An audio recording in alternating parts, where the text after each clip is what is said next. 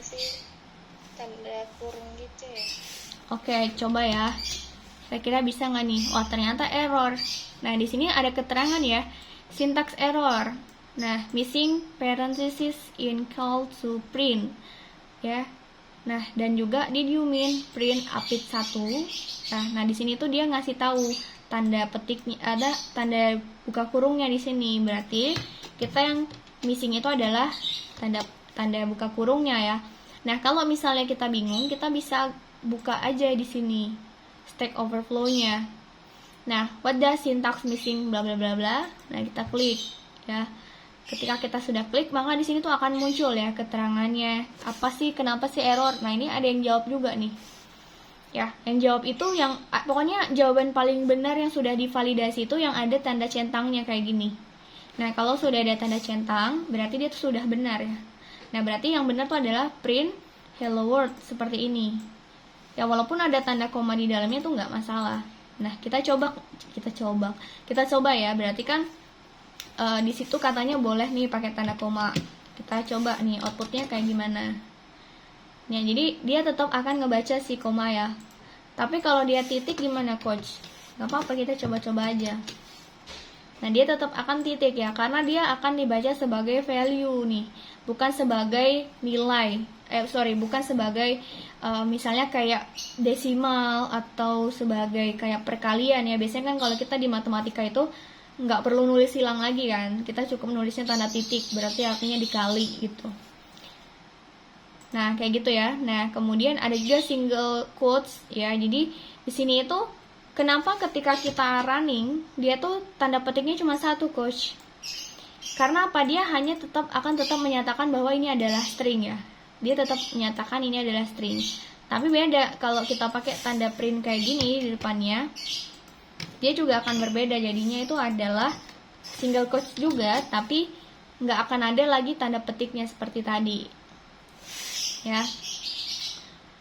Nah, kemudian selanjutnya di sini kita bisa lihat lagi belajar Python ya. Kemudian A sama dengan variabel, kemudian tipe data dari A adalah string.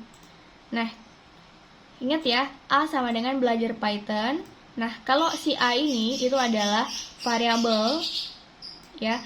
Kalau si tanda petik ini itu adalah tipe datanya, tipe data dari si A ini, yaitu string. Oke. Nah, kemudian kita akan print A. Print A berarti kan dia manggil yang di atas ini ya. Maka di print A ini tuh untuk mencetak nilai variabel A. Walaupun dia beda sel, dia tetap akan bisa kepanggil. Karena atas-atas ini tuh akan berkorelasi semuanya. Selanjutnya kita akan akses nilai string nih, nama variabel ya. Misalnya namanya adalah Joni, print hayolo. Maka yang akan ke print adalah hayolo J. Nah, kenapa hayolo J? Ada yang tahu? Kan namanya itu adalah Joni. Terus ada nama ya. Menurut teman-teman kenapa tuh alasannya? Ada yang bisa jelasin nggak ke Coach Giel? Itu yang karena setelah di print hayolo koma name-nya itu 0 ya, jadi dia ngambil huruf pertama gitu bukan sih, Kak? Iya, betul. Betul sekali, Raisa. Jadi ingat ya, ini itu kalau di dalam list itu dia dihitung itu dari 0. Jadi J ini tuh adalah indeks 0, H itu indeks 1, O itu indeks 2, N itu indeks 3, dan seterusnya. Nah, sementara di sini tuh ada 0 ya, teman-teman. Jadi 0 ini tuh dia artinya print hayolo namanya hanya inisial nama doang. Jadi kalau kita mau outputnya tuh hanya inisial nama, berarti kita cukup masukin name ya atau nama, terus pakai kurung siku, kemudian indeks ke 0. Nah, kalau misalnya Coach Giel tambahin kayak gini, ini menurut teman-teman yang akan muncul berapa ya? Akan muncul huruf apa ya? N bukan, Kak? Huruf N. Yakin ya? Oke. Yang lain setuju? Kita coba. ternyata yang muncul adalah Hayoloh Jo. Kenapa kayak gitu? Jadi 0 ini tuh menyatakan kulit pertama banget. Ya, kulit pertama banget atau indeks pertama banget. Nah, kok 3 itu kan harusnya N-nya masuk coach, karena 0, 1, 2, 3 gitu kan pemikiran teman-teman.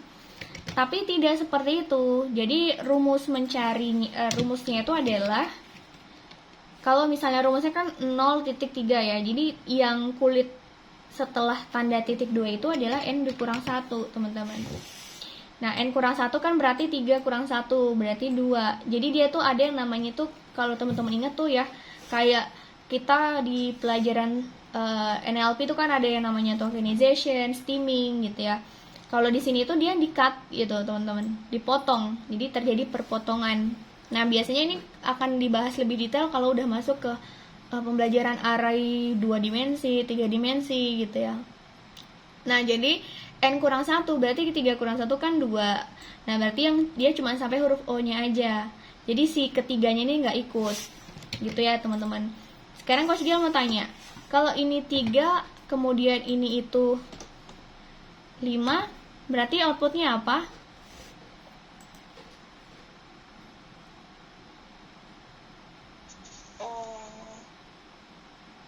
Error bukan, Kak? Error, kita coba ya. Enggak error. Ternyata Hayoloh nih. Kenapa nih? Nih kita lihat ya, 0, 1, 2, 3. Berarti kan N-nya masuk. Nah, setelah 3 kan 4, ini 4 nih. Nah, sementara ingat ya, spasi itu ada nilainya. Spasi itu ada nilainya, dan bahkan dia juga terhitung sebagai indeks gitu ya. Berarti 4-nya itu adalah kan 3, 4, 5 ya, 5 kan. Nah, 5 kurang 1 berarti kan I-nya doang yang masuk ya. Dia kalau misalnya 6 nih, kalau misalnya 6